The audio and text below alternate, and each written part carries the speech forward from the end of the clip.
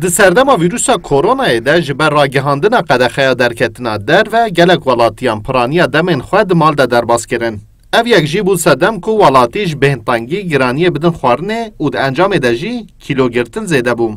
Pispor balê dikeşin ku xewa bêrek û pêk, bêtevgerî û xwarina zêde bû sedem ku welatî kîlo bistînin û tê pêşbînîkirin ku li Bakurê Kurdistanê û tevahiya Tirkiyeyê di sê mehên pêşî de welatî kêm zêde 5 kîloyan bistînin.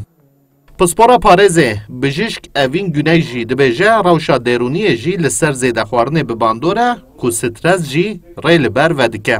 Temel sebebi tamamen duygusal açlıktan kaynaklı. Sedema bingehinyan zêdexwarinê ya di serdema koronayê de birçîbûna hestiyar e. Stres zêde dibe. Welatî bi xwarinê enerjiyeke mezin distînin. Lê nikarin wê enerjiyê bidin der. Ew enerjî ji hemû li wan dibe kîlo. Divê hay ji xewa xwe hebin û xewa xwe rêkûpêk bikin. Divê bêtevger nemînin û werzîşê bikin. Divê xwarinê giran nexwin. Qelewbûn ango obezîte hêza laşê mirovan qels dike. û korona jî bi vê yekê bêhtir zirarê dide mirovan. Bandora mayîna mal de ya li ser zêdexwarinê li Bakurê Kurdistanê jî xwe dide der. Welatî amaje dikin ku wan piraniya demê xwe di mal de derbas kiriye û heta derengê şevê jî hişyar mane ku gelek caran di derengiya şevê de wan xwarinên giran xwarine. Vê yekê jî obezîte li Bakurê Kurdistanê zêde kiriye. Me jî xwe da xwarinê ya wek xelkê.